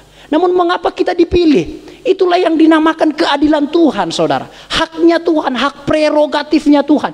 Jikalau Tuhan menolong, Tuhan akan menolong. Jikalau Tuhan tidak menolong, Tuhan tidak akan menolong saudara-saudara. Yes. Itulah pengertian yang dalam dari iman Kristen saudara-saudara. Jadi di dalam kitab Roma dikatakan saudara, aku akan mengasihi siapa yang aku kasihi. Aku akan menolong siapa yang aku tolong. Jikalau kita melihat kitab Korintus saudara-saudara sekalian, kita ini seperti penjunan saudara. Seperti tanah liat di tangan penjunan saudara-saudara. Kita dibentuk mungkin seperti cangkir, kita dibentuk mungkin seperti HP, kita dibentuk mungkin seperti piring, itu haknya Tuhan saudara-saudara. Dibentuk seperti cangkir, dilempar pun pecah, itu haknya Tuhan saudara-saudara. Dibentuk menjadi barang-barang yang mulia, yang berharga, itu dimuliakan, dipakai, itu haknya Tuhan. Namun jikalau kita dibentuk hanya mungkin cangkir yang dipakai, jarang-jarang dipakai, atau mungkin cangkir yang dilempar pecah, itu haknya Tuhan. Nggak ada orang yang bisa berkata itu tidak adil, no. Itulah keadilan Tuhan saudara. Jikalau kita memahami konsep yang demikian saudara, Bapak Ibu nggak akan pernah kecewa. Bapak Ibu nggak akan pernah kecewa terhadap apapun yang terjadi saudara-saudara sekalian. Nggak pernah, apapun yang terjadi bagi Bapak Ibu saudara, Bapak Ibu akan selalu berkata, Tuhan terima kasih, aku bersyukur atas segala apa yang terjadi di dalam hidupku. Karena aku tahu bahwa pertolonganmu itu berdasarkan kedaulatanmu, bukan berdasarkan keadilan manusia yang fana ini saudara-saudara sekalian. Jikalau kita memahami konsep ini, kita tidak akan pernah berkata lagi di luar sana, mengapa aku tidak seganteng orang itu, mengapa aku tidak sekaya orang itu, mengapa aku tidak sepinter orang itu, mengapa aku tidak sesehat orang itu, mengapa aku tidak sesukses orang itu. Kita tidak akan berkata lagi demikian. Karena pembentukan Tuhan itu berbeda-beda, karunia Tuhan itu berbeda-beda saudara sekalian. Kasih dan adil, Allah berdaulat melakukan segala sesuatu. Nah saudara-saudara sekalian, bagaimana memahami sifat-sifat Tuhan? Yang pertama adalah Tuhan tidak memiliki rencana yang jahat terhadap umatnya. Saudara-saudara, Nabi Habakuk mulai mendekati Tuhan dengan pendekatan yang negatif saudara-saudara sekalian. Nabi Habakuk mulai berpikir bahwa Tuhan merancangkan yang jahat kepada bangsa Israel saudara. Jadi saudara-saudara sekalian, ingatlah saudara, tidak ada satupun di dalam kamusnya Tuhan merancangkan hal yang jahat dalam dirimu. Sungguh saudara, tidak ada satu kata pun di dalam kamus Tuhan merancangkan yang jahat dalam hidupmu. Kendati pun engkau tidak mengerti apa yang engkau alami hari ini, kendati pun engkau mengalami hal-hal yang suram, sukar hari ini, namun percayalah saudara-saudara sekalian, tidak ada satupun dalam kamusnya Tuhan merancangkan yang jahat di dalam diri kita. Kita harus berangkat dari ini dulu untuk memahami ketidakadilan yang begitu berkecamuk ini saudara. Bahwa Tuhan tidak pernah merancangkan yang jahat terhadap umatnya saudara-saudara sekalian. Saudara-saudara, ketika saya ada di pelayanan Mojokerto saudara, mungkin saya pernah bersaksi, saya tidak pernah dipercayakan untuk khotbah saudara. Saya lebih dipercayakan untuk memain musik, yang notabene itu bukan basic saya pada dahulunya. Waktu itu saya sudah lulus pada saat hari itu dari Surabaya. Ketika itu dipercayakan 3 tahun saya di sana. Bahkan saya bisa mengingat 2 kali atau 3 kali saja saya dipercayakan untuk menyampaikan firman Tuhan. Saya berpikir, Tuhan, bagaimana mungkin aku dipanggil jadi hamba Tuhan? Namun ketika saya lulus, saya belajar lagi dari nol yang bukan basic saya, yaitu tentang musik dan seterusnya. Sementara saya belajar itu teologi saudara-saudara sekalian. Down, saya berkata saya bukan dipanggil Tuhan, saya bukan hamba Tuhan. Itulah pemikiran awal saya saudara-saudara sekalian. Namun ketika saya sampai di sini saudara-saudara, saya baru bisa belajar, menyadari rencana Tuhan. bahwa pelajaran-pelajaran musik yang dahulunya saya pelajari di Mojokerto selama 4 tahun kurang lebih, 3 tahun kurang lebih, itu bisa saya juga mengajari teman-teman dan juga anak-anak di sekolah dan juga orang-orang di sekitar kita, saudara-saudara. Dahulu saya tidak mengerti konsep yang demikian. Demikian kita, saudara. Percayalah, saudara. Kendati pun engkau enggak memahami rencana Tuhan secara spesifik, namun percayalah tidak ada rencana Tuhan yang jahat di dalam hidupmu. Kendati pun engkau enggak mengerti mengapa aku kecelakaan hari ini, mengapa mungkin perusahaanku hancur hari ini, mengapa mungkin suamiku enggak bertobat hari ini, mengapa mungkin pekerjaanku enggak baik hari ini. Kendati pun semua itu kita alami, percayalah saudara-saudara sekalian, tidak ada satupun rencana Tuhan untuk menghancurkan kita, saudara. Hanya saja kita mungkin belum mengerti rencana Tuhan. Ada kalanya saudara-saudara, kita jalani dulu, baru kita mengerti apa yang kita jalani. Ada yang setuju dengan saya? Ada kalanya kita menjalani lebih dahulu, baru kita mengerti apa yang kita jalani. Jikalau kita di kampus, saudara-saudara, kita belajar, kita mendapatkan teori, saudara-saudara sekalian ya. Kita belajar baru mendapatkan teori. Namun di dalam kehidupan ini, saudara-saudara sekalian, kita menjalani dulu baru mendapatkan pelajaran. Bapak Ibu bisa nangkap apa yang saya katakan. Di kampus kita mendapatkan pelajaran dan teori. Namun ketika hidup di dunia ini, kita melakukan dulu baru mendapatkan pelajaran, saudara-saudara. Jadi saudara-saudara, nikmatilah segala proses-proses yang ada, saudara. Jikalau hidup itu adalah sebuah perjalanan, jalanilah kehidupan itu. Jikalau hidup itu adalah sebuah pertandingan, yuk bertanding dengan sekuat tenaga. Jikalau hidup itu adalah sebuah narasi atau sebuah cerita, yuk kita menulis cerita kita dengan sebaik-baiknya, saudara-saudara sekalian. Mengeluh, kecewa, mendekati Tuhan dengan pendekatan yang negatif tidak akan menyelesaikan masalah, saudara-saudara sekalian. Yang kedua, bagaimana memahami sifat-sifat Tuhan? Yang kedua, saudara-saudara sekalian, bagaimana memahami sifat-sifat Tuhan? Tuhan ingin menguji umatnya. Nah, inilah juga yang tidak dimahami oleh Nabi Habakuk, saudara-saudara sekalian. Nabi Habakuk tidak memahami bahwa di tengah-tengah bangsa Israel yang dijajah oleh Babilonia itu, orang Kasdim itu, saudara-saudara, Tuhan di dalam hatinya Tuhan ingin menguji bangsa Israel. Apakah bangsa Israel itu setia, saudara-saudara? Apakah kesetiaan mereka itu hanya karena bangsa Israel itu ditolong oleh Tuhan, dibebaskan dari laut Tebrau, diberikan makan mana, diberikan mukjizat-mukjizat? Tuhan ingin menguji bangsa Israel. Apakah kamu percaya kepadaku hanya karena aku mengadakan mukjizat kepadamu? Apakah ketika di dalam penderitaan you tetap percaya kepadaku? Itulah motivasi Tuhan yang tidak dipahami oleh Nabi Habakuk, saudara-saudara sekalian. Jadi Tuhan ingin menguji umatnya. Makanya Tuhan seolah-olah diam, saudara-saudara sekalian. Nabi Habakuk tidak bisa memahami konsep kekristenan yang begitu sangat dalam ini, saudara-saudara. Bapak Ibu, beberapa hari yang lalu atau beberapa minggu yang lalu, sekolah mengadakan ujian. Mungkin Bapak Ibu ada anak-anaknya yang mengadakan ujian juga. Ketika itu saya masih ingat, saya sedang membagikan soal-soal ujian kepada anak-anak sekolah kelas 1 sampai kelas 6 dan seterusnya. Tiba-tiba ada seorang anak berkata kepada saya, Kak Daud, apa? Saya bilang gitu. Ini jawaban nomor 1 apa sih? Katanya dia gitu. Soalnya apa? Siapakah istri dari Adam? A sekian, B ini, C ini. Kira-kira ini dalam momen ujian, saudara-saudara ya. Kira-kira aku jawab enggak? Ayo, ini momennya ujian ini. Kak Daud, ini jawabannya apa sih Kak Daud? Kira-kira aku jawab enggak? Enggak. Karena apa? Momen ujian, saudara-saudara sekalian.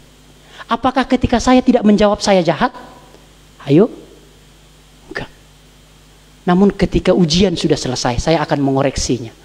Nah, demikian kita, saudara-saudara. Jikalaupun Tuhan seolah-olah diam dalam kehidupan kita, ingatlah dari momen-momen ujian, sedang momen-momen ujian, saudara-saudara sekalian. Memang Tuhan seolah-olah diam, ujian kok. Demikian Tuhan diam selama 70 tahun kurang lebih. Bangsa Israel diuji oleh umatnya supaya mereka bangsa Israel bukan hanya mempercayai Tuhan atas mujizat-mujizatnya. Bapak Ibu Saudara sekalian, bangsa Israel Saudara sebenarnya tidak menginginkan Tuhan. Bangsa Israel hanya menginginkan mujizat-mujizat Tuhan. Saudara-saudara sekalian, ketika Tuhan ingin menampakkan diri kepada bangsa Israel langsung berkata kepada Musa, "Musa, kamu aja yang berhadapan dengan Tuhan itu. Kami mbah berhadapan dengan Tuhan. Kami takut berhadapan dengan dia. Kami hanya butuh mujizat-mujizatnya saja. Namun kami tidak butuh Tuhan, saudara." Di dalam kekristenan pun itu bergejolak terjadi. Terkadang kita hanya menginginkan kekuatan mujizat-mujizat, pertolongan-pertolongan Tuhan. Namun tidak menginginkan Tuhan itu sendiri, saudara-saudara. Ini secara sadar atau tidak sadar kita alami, saudara-saudara. Ketika kita tidak ditolong, kita ngambul, lari dari ibadah, dan seterusnya. Saudara-saudara, marilah kita bukan hanya menginginkan mujizat-mujizat Tuhan, namun juga menginginkan Tuhan itu sendiri yang dapat melakukan segala hal dalam kehidupan kita. Nah, saudara-saudara sekalian, ketidakadilan, bukti keadilan Tuhan. Saudara-saudara, kita semua kan pernah mengalami ketidakadilan kan? Saya juga pernah mengalami ketidakadilan. Saya pernah digugurkan oleh orang tua saya. Ketidakadilan, saudara-saudara sekalian. Walaupun kendati pun orang tua saya itu memang karena jatuh, akhirnya dia pendarahan, dan setelah itu dia berusaha datang ke tukang pijet seperti itu untuk menggugurkan saya. Itu saya pernah alami, saudara-saudara sekalian. Nah, ketidakadilan yang kita alami semua kita kan pernah mengalami ketidakadilan kan? Ketidakadilan itu bukti keadilan Tuhan, bahwa kita semua mengalami ketidakadilan. Bapak Ibu dapat ya konsepnya ya. Jadi ketidakadilan itu bukan bukti Tuhan itu tidak ada, saudara sekalian. Namun ketidakadilan itu sendiri membuktikan Tuhan itu adil, saudara-saudara. Kita semua ada di dalam gejolak yang bersama-sama. Hanya mungkin narasinya yang berbeda, hanya mungkin ceritanya yang berbeda, namun prinsipnya tetap sama. Kita semua pernah mengalami ketidakadilan, saudara-saudara sekalian. Ketidakadilan itu bukan membuktikan Tuhan tidak adil, namun ketidakadilan yang kita alami semuanya membuktikan Tuhan adil kepada semua orang. Amin, Bapak Ibu Saudara. Yes. Jangan ngeluh Bapak Ibu Saudara ya. Mungkin ekonomi kita mandek hari ini, COVID-19 mungkin belum berakhir, dan seterusnya. Yuk kita jalani bareng-bareng Bapak Ibu Saudara. Yuk kita bergandeng tangan sama-sama. Bukan hanya Bapak Ibu yang mengalaminya, orang-orang lain juga mengalaminya. Orang-orang yang senyum, orang-orang yang bahagia di samping Bapak Ibu Saudara, belum tentu dia lebih baik daripada Bapak Ibu Saudara sekalian. Secara psikologis, orang yang sering menolong orang bahkan adalah orang yang paling membutuhkan pertolongan. Secara psikologis, saudara-saudara sekalian, orang yang sering senyum dan bahagia sebenarnya adalah orang-orang yang paling membutuhkan pertolongan. Jadi saudara-saudara sekalian, jalanilah kehidupan ini dengan segala ucapan syukur Bapak Ibu Saudara sekalian. Saudara-saudara, poin selanjutnya yang akan kita pelajari, poin yang kedua. Jika Tuhan ada, mengapa ada penderitaan atau kejahatan, saudara-saudara? Jika Tuhan ada, kan mengapa ada penderitaan kejahatan? Yang pertama, saudara-saudara, kejahatan ada sebagai konsekuensi dari kebebasan manusia. Jadi saudara-saudara, kejahatan itu bukan dari Tuhan. Namun kejahatan, penderitaan, ketidakadilan itu adalah konsekuensi. Itu adalah akibat dari kebebasan manusia. Ini penting saudara-saudara sekalian, penting sekali. Supaya kita tidak mencurigai Tuhan. Kejahatan ada, itu dari kebebasan manusia, saudara-saudara sekalian. Tuhan tidak menciptakan manusia seperti robot, seperti seorang sekretaris yang menulis segala naskah-naskah dari direkturnya atau dari pimpinannya, saudara. Namun kita diciptakan Tuhan menurut peta dan teladan Allah, gambar dan rupa Allah, imago Dei. Jadi kita ini fotokopinya Tuhan, saudara-saudara sekalian. Duplikatnya Tuhan. Salah satu karakter Tuhan yaitu bebas. Kita bebas memilih yang baik, kita bebas memilih yang jahat. Kita bebas memilih beribadah, kita bebas memilih tidak beribadah. Kita bebas memilih mengasihi Tuhan, kita bebas memilih menghujat Tuhan. Itu merupakan kebebasan, itu merupakan sifat yang Tuhan tanamkan di dalam diri kita. Sehingga kejahatan itu adalah konsekuensi dari kebebasan manusia. Ketika kebebasan manusia itu tidak bertanggung jawab, maka lahirlah segala kejahatan. Jadi kejahatan bukan dari Tuhan, saudara-saudara. Mungkin kita langsung bertanya hari ini, terus mengapa Tuhan gak menghalau kebebasan itu sendiri? Tuhan menciptakan kita dengan kemampuan yang tidak bebas, seperti robot. Apakah kita akan menjadi baik seperti robot, saudara-saudara? Bagaimana mungkin kita memilih pasangan kita bukan dari hati kita? Bayangkan saudara, kita seperti robot, nggak memiliki kehendak bebas. Bapak Ibu tentu ada istri, suami, samping kiri, samping kanannya. Memiliki atau mencintai istri, suami itu kan dari keputusan kita. Bayangkan kita tidak memiliki kehendak bebas. Itu sesuatu yang tidak baik dan tidak indah saudara-saudara sekalian. Malah kebebasan itu indah. Hanya saja saudara, banyak manusia yang tidak bertanggung jawab melakukan kebebasannya. Itulah yang mengakibatkan segala kejahatan terjadi. Yang kedua saudara-saudara sekalian, Tuhan ingin manusia bertanggung jawab atas kebebasannya saudara. Jadi Tuhan ingin bertanggung jawab manusia itu. You lakukan yang jahat, terima konsekuensinya. You lakukan yang baik, engkau dapat reward, engkau dapat upah. You lakukan kebajikan, engkau mendapatkan kebajikan. You melakukan kejahatan, engkau mendapatkan imbalan dari segala perbuatan-perbuatanmu. Jadi saudara-saudara, bukan Tuhan diam sebenarnya saudara-saudara. Namun karena Tuhan ingin manusia itu bertanggung jawab atas kebebasan yang dimilikinya saudara-saudara. Sehingga ketika di akhirat nanti, manusia itu tidak bisa berdalih dari Tuhan.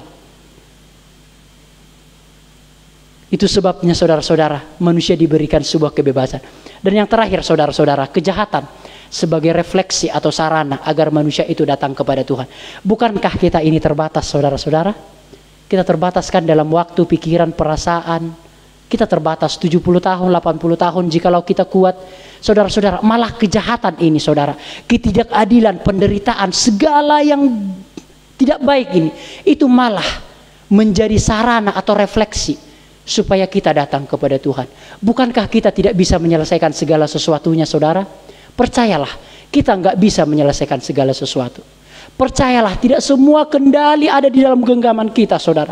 Ada hal-hal yang tidak bisa kita pilih saudara-saudara sekalian. Kematian kita, di mana kita lahir, siapa orang tua kita, panggilan kita, itu pun tidak bisa kita pilih. Sehingga kejahatan ini, sehingga penderitaan ini, ketidakadilan ini malah menjadi refleksi bagi iman kita untuk datang kepada Dia yang lebih superior daripada kita. Kita mengakui diri ini lemah, maka kita datang kepada orang yang tidak lemah, kepada pribadi yang tidak lemah. Maksud saya, jadi kejahatan ini bukan menunjukkan Tuhan tidak ada saudara. Malah kejahatan, ketidakadilan yang kita alami, itu membuktikan bahwa manusia datang kepada Tuhan yang lebih superior dari dirinya sendiri. Amin Bapak Ibu Saudara sekalian. Yes. Jadi saudara-saudara, walaupun ketidakadilan itu terjadi, ingat, itu bukan dari Tuhan, itu adalah konsekuensi dari kebebasan manusia. Yang kedua adalah Tuhan ingin menguji, Tuhan ingin manusia itu bertanggung jawab atas kebebasannya saudara. Dan yang ketiga, kejahatan sebagai refleksi untuk kita datang kepada Tuhan. Saudara-saudara, poin yang kedua, ada dua poin yang akan saya sampaikan kepada kita. Poin yang kedua dan ketiga adalah poin yang singkat, belajar tidak menyalahkan siapapun. Tolong Kak Olpi dibaca di ayat yang ke-7 sampai ayat yang ke-8. Bangsa itu dahsyat dan menakutkan. Pasal yang kedua ayat yang ke-7 sampai yang ke-8. Bukankah akan bangkit dengan sekonyong-konyong mereka yang menggigit engkau, dan akan terjaga mereka yang mengejutkan engkau, sehingga engkau menjadi barang rampasan bagi mereka? Karena engkau telah menjara banyak suku bangsa, maka bangsa-bangsa yang tertinggal akan menjara engkau karena darah manusia yang tertumpah itu, dan karena kekerasan terhadap negeri, kota, dan seluruh penduduknya itu. Saudara-saudara sekalian, ketika Nabi Habakuk mulai membenarkan dirinya sendiri, kita sudah pelajari tadi bahwa Nabi Habakuk beranggapan bahwa orang Kasdim Babilonia itu lebih jahat daripada orang Israel. Namun Tuhan membongkar segala kebusukan dari bangsa Israel, saudara-saudara sekalian. Dia berkata, Tuhan berkata kepada Nabi Habakuk pada saat hari itu, bukankah sekonyong-konyong, bukankah tiba-tiba datang orang Kasdim itu menjajah engkau? Itu karena engkau telah menjarah banyak suku bangsa yang dahulu. Jadi sebenarnya saudara-saudara sekalian, apa yang dialami oleh bangsa Israel itu merupakan tanda petik karma. Karena bangsa Israel juga menjajah, bangsa Israel juga menyembah patung, bangsa Israel juga memerangi orang, merampas orang. Sehingga apa yang mereka alami pada saat hari itu, saudara-saudara sekalian, itu merupakan implikasi atau dampak atau karma dari tindakan-tindakan mereka yang dahulu, saudara. Namun Nabi Habakuk ini Dia menyalahkan orang Kasdim, dia menyalahkan Tuhan, bukan hanya orang Kasdim, dia menyalahkan Tuhan dan membenarkan dirinya sendiri. Sehingga di tengah-tengah ketidakadilan ini kita mempelajari sebuah konsep, yaitu belajar tidak menyalahkan siapapun. Ketidakadilan apapun yang kita alami saudara-saudara, jangan sampai kita menyalahkan siapapun. Apapun jangan sampai disalahkan. Bahkan dirimu sendiri pun gak usah disalahkan Bapak Ibu Saudara. Yes, jikalau kita mungkin salah, kita mengoreksi diri kita sendiri. Namun saudara, jangan juga terlalu keras terhadap dirimu sendiri. Kasihilah juga dirimu sendiri sebelum engkau mengasihi orang lain. Ketika engkau gagal, janganlah terlalu larut-larut di dalam kegagalan itu saudara-saudara.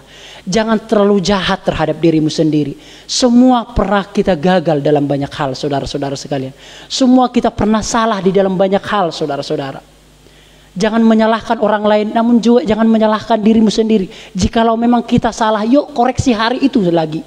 Dan setelah itu besok yuk bangkit lagi saudara-saudara. Ada beberapa orang yang ketika gagal, ketika salah, dia down, dia putus asa. Sehingga ia mungkin bunuh diri dan lain sebagainya. Saudara-saudara, kita gagal di dalam banyak hal saudara. Saya pun gagal di dalam banyak hal saudara-saudara sekalian. Namun Tuhan tidaklah melihat kegagalan kita saudara-saudara. Namun bagaimana perjuangan kita di tengah-tengah kegagalan itu. Itulah yang Tuhan lihat. Tuhan tidak melihat kesempurnaan kita saudara. No. Tuhan melihat bagaimana perjuangan kita menuju kesempurnaan itu. Amin Bapak Ibu Saudara. Tuhan bukan berarti ketika kita gagal, ketika kita jatuh dalam dosa, Tuhan itu langsung lari dari Bapak Ibu Saudara meninggalkan. Enggak saudara. No. Kasih Tuhan itu berbeda dari manusia. Namun bagaimana ketika kita gagal di dalam tantangan, kita selalu berusaha naik tangga, jatuh lagi, naik lagi, tangga lagi, jatuh lagi, naik lagi, tangga lagi, dan seterusnya. Sampai kita memperoleh kesempurnaan. Amin Bapak Ibu Saudara sekalian. Ayat yang terakhir saudara-saudara sekalian, atau poin yang terakhir bagi kita adalah yang pertama tadi kita memahami sifat-sifat Tuhan yang utuh, yang kedua adalah belajar untuk tidak menyalahkan orang lain seperti bangsa Israel yang menyalahkan Tuhan dan menyalahkan orang-orang Kasdim pada saat itu. Yang ketiga adalah ternyata ketidakadilan ini adalah sarana agar umat Tuhan memiliki iman yang teruji. Ayat yang pasal yang kedua, ayat yang keempat Kak. Sesungguhnya orang yang membusungkan dada tidak lurus hatinya, tetapi orang yang benar itu akan hidup oleh percaya. Jadi di tengah-tengah ketidakadilan yang dialami oleh Habakuk tercetus sebuah kalimat yang begitu sangat indah yang disampaikan oleh Allah itu sendiri. Bahwa orang yang sombong dan membusungkan dada tidak ada di hadapan Tuhan.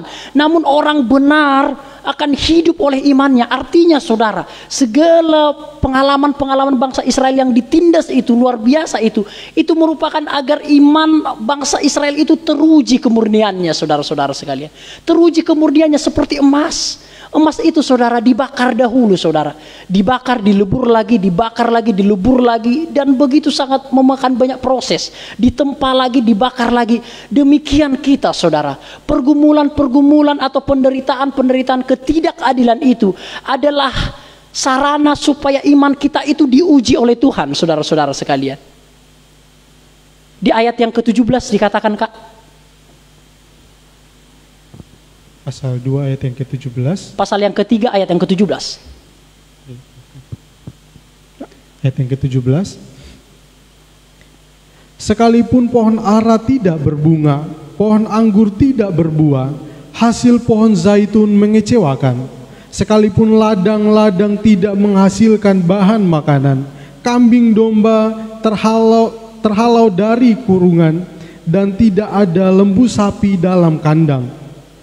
Namun aku akan bersorak-sorai di dalam Tuhan, beria-ria di dalam Allah yang menyelamatkan saudara-saudara sekalian. Ketika Tuhan sudah mulai menjelaskan karakternya kepada Nabi Habakuk bahwa aku berdaulat, tidak bisa disetir, tidak bisa dipengaruhi. Dan juga Allah mulai menjelaskan kepada Nabi Habakuk bahwa pertolongan Tuhan itu berdasarkan kedaulatannya, bukan keadilan manusia.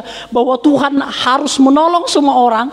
Ketika Nabi Habakuk sudah memahami konsep-konsep yang begitu sangat dalam ini, sekarang Nabi Habakuk sudah mulai bertobat dan kembali kepada Tuhan dengan mengatakan saudara, sekalipun pohon ara tidak berbuah, sekalipun pohon zaitun tidak berbuah, sekalipun ada kambing domba yang terhalau dalam kurungan apapun, aku akan beria-ria saudara. Nabi Habakuk mulai merestorasi hatinya. Nabi Habakuk mulai celik pemikirannya, bertobat dia. Tidak lagi menyalahkan Tuhan seperti yang di awal-awal, mendekati Tuhan dengan pendekatan yang negatif. Sekarang Nabi Habakuk mulai berdiri di hadapan Tuhan dengan mengatakan, Tuhan, apapun yang terjadi, baik orang Kasdim itu, orang Babilonia itu menjajah kami. Hari ini masih 22 tahun dan ada sisa kira-kira 50 tahun lagi. Aku akan menantikan segala keluh kesah itu. Aku akan menantikan segala pergumulan itu. Aku akan menikmati segala penjajahan itu. Begitulah yang disampaikan oleh Nabi Habakuk, saudara-saudara sekalian. Saudara-saudara, di dalam iman Kristen ada dua tipikal manusia. Yang pertama adalah jika Tuhan tolong, maka saya percaya. Jika Tuhan berkati, maka saya percaya. Jika Tuhan setia, maka saya akan setia. Namun berbeda dengan Nabi Habakuk hari ini, saudara. Sekalipun Tuhan tidak tolong, Nabi Habakuk setia.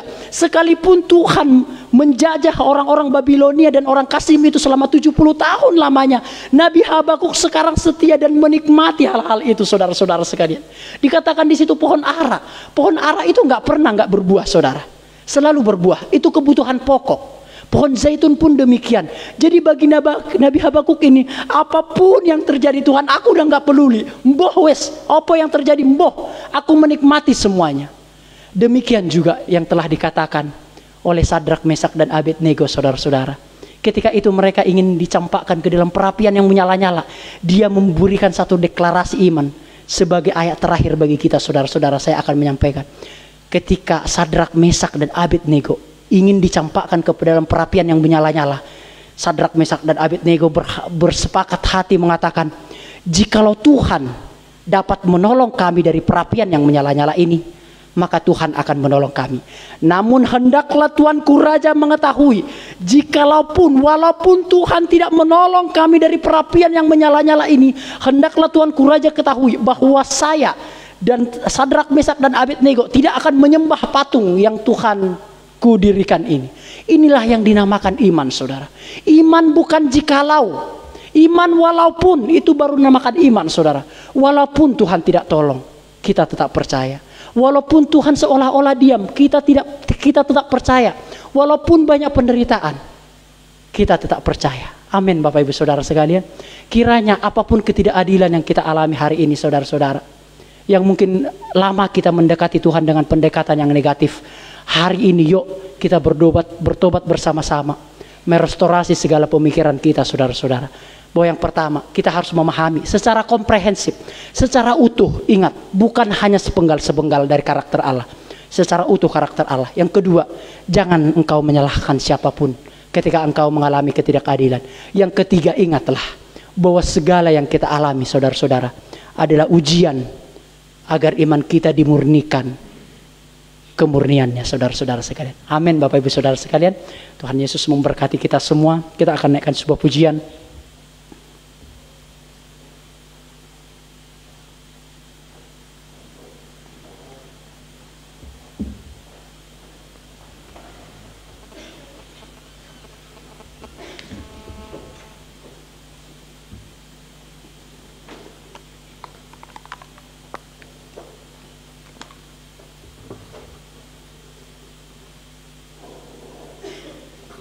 Kita akan naikkan sebuah pujian.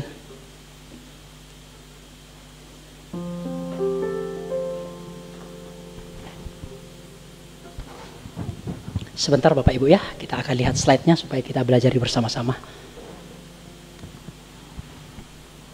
Betapa dahsyat Engkau Tuhan, pencipta segala yang ada. Terima kasih Tuhan.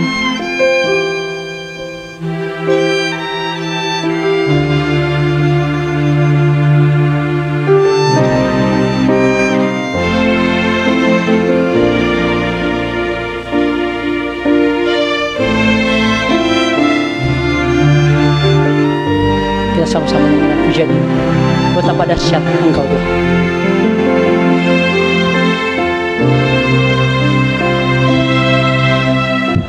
Betapa dahsyat Engkau Tuhan, pencipta segala yang ada, dulu sekarang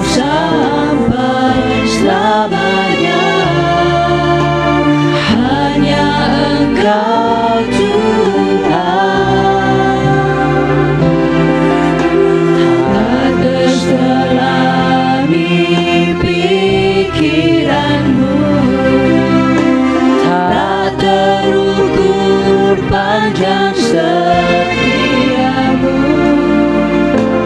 dulu sekarang sampai selamanya. Hanya Engkau Tuhan. Sama-sama kita katakan, Ku sembahkan Yesus, hanya Engkau Allah di hidupku. Tiada yang lain, hanya Kau, hanya Engkau Tuhan. Selamanya Kau tetap Allah, walau dunia semua bergoncang, tak tergoyahkan Kau tetap Allah. bersama kita bangkit berdiri Bapak Ibu Saudara sekalian. Betapa dahsyat Engkau. Betapa dahsyat Engkau Tuhan, pencipta segala yang ada, dulu sekarang sampai selamanya. Hanya Engkau Tuhan, tak terselami pikiranmu, tak terukur panjang setiamu, dulu sekarang sampai selamanya. Hanya Engkau Tuhan, ku sembahkan Yesus, hanya Engkau Allah di hidupku.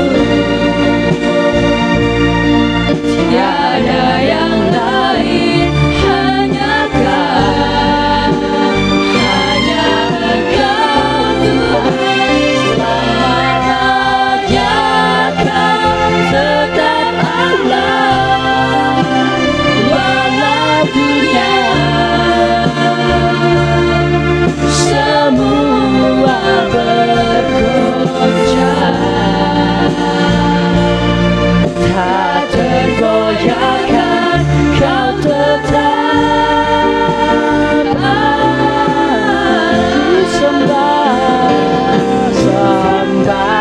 Engkau Yesus, hanya Engkau Allah di hidupku. Tiada yang lain, hanya Kau, hanya Engkau Tuhan. Selamanya Kau tetap Allah, walau dunia semua bergoncang, tak tergoyahkan Kau tetap Allah. Dengan lembut kita katakan, Ku sembah Engkau Yesus, hanya Kau Allah di Bapa kami di surga, kami tidak mendekati Engkau dengan pendekatan yang negatif mulai hari ini. hanya Kau. Kendati pun banyak hal yang tidak kami mengerti, namun kami yakin dan percaya bahwa akan indah pada waktunya, karena Engkau tetap Allah. Walau dunia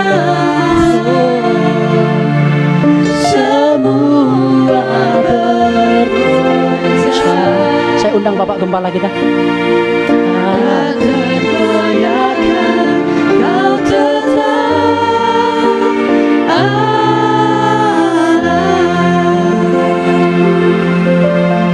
Terima kasih Tuhan.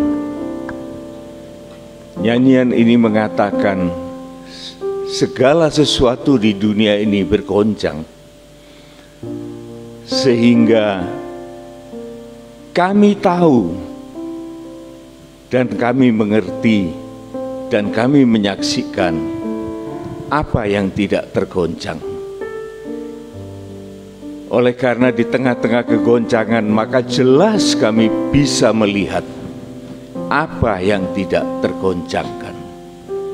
Tuhan, Engkau memiliki banyak misteri yang belum kami pahami, belum kami kenal atau tahu. Tetapi yang kami tahu adalah kami bersama dengan Yesus menerima firman yang menjadi manusia, dan kami juga disatukan di dalam Dia, dan kami menjadi anak-anak Allah. Oleh sebab itu Tuhan, firman juga mengatakan bahwa setiap anak-anak Allah hidup di bawah pimpinan Roh Kudus, sehingga sekalipun sekitar kami goncang, kami tinggal tetap di dalam Engkau. Dan kami menyadari Tuhan, kami sebagai anak, kami mempunyai hak istimewa untuk belajar hidup di dalam dunia ini. Oleh karena tidak seorang anak yang dibiarkan untuk tidak pernah belajar. Kami menghadapi segala apa yang mengejutkan kami, membimbangkan kami, tetapi kami tahu bahwa pada akhirnya akan menghasilkan sesuatu yang terbaik dalam kehidupan kami.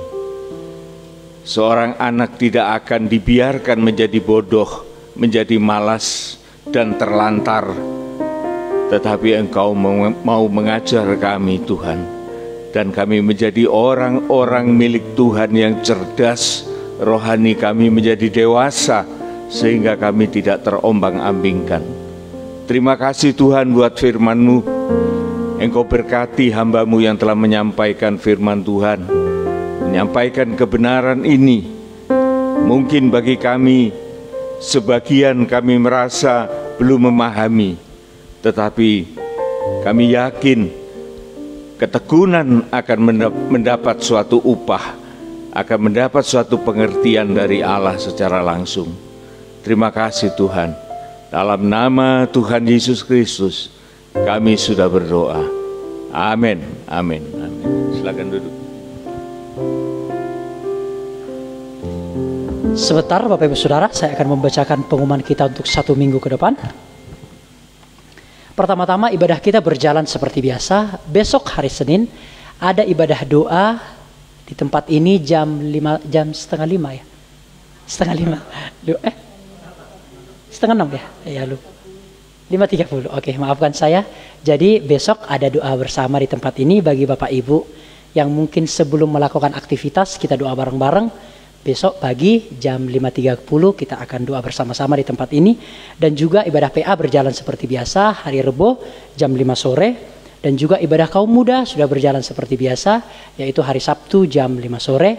Dan juga ibadah sekolah minggu berjalan seperti biasa, yaitu hari Minggu jam 4 sore. Dan untuk ibadah rayanya kaum dewasa atau orang dewasa itu hari Minggu jam 8 pagi. Bagi Bapak Ibu yang mungkin ingin dijemput berhalangan, mungkin rusak sepeda motornya atau apa, boleh langsung saja menghubungi saya pribadi, Kak Olpi, Kak Ferry. Kami siap selalu mengantar dan menjemput Bapak Ibu Saudara semuanya. Dan kita akan berdoa bagi beberapa teman seiman kita yang sakit, yaitu Ibu Timbul. Berdoa sakit, jadi Ibu Timbul lagi sakit. Kita akan nanti mendoakan bersama-sama. Yang berulang tahun tidak ada ya? Tidak ada yang berulang tahun? Atau ada mungkin yang mau didoakan dari Bapak Ibu Saudara? Ada yang mau memohonkan doa? Tidak ada? Oke, jikalau tidak ada, kita akan bangkit berdiri bersama-sama.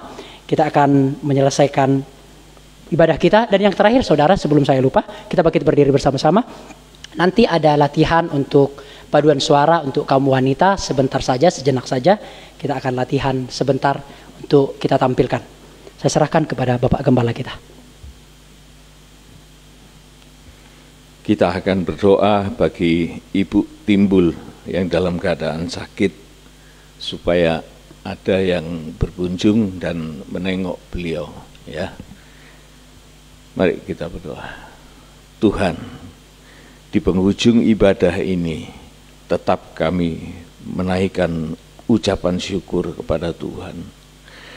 Oleh karena Engkau sebagai Allah yang penuh kasih dan setia kepada anak-anak-Mu. Namun Engkau adalah adil dan benar, sehingga Engkau tidak mengizinkan dosa itu menempati hati anak-anak Tuhan. Oleh sebab itu, Tuhan menunjukkan kekerasan terhadap dosa, tetapi Tuhan juga menunjukkan kebajikan-kebaikan atas segala kekudusan. Oleh sebab itu Tuhan, kami bersyukur jikalau pada pagi hari ini kami boleh mendengar firman Tuhan yang menggugah hati kami untuk melihat segala keadaan lewat firman-Mu yang pernah terjadi di dalam dunia ini. Dan kami boleh mengambil satu pengertian bahwa kami berbahagia di dalam tangan Tuhan.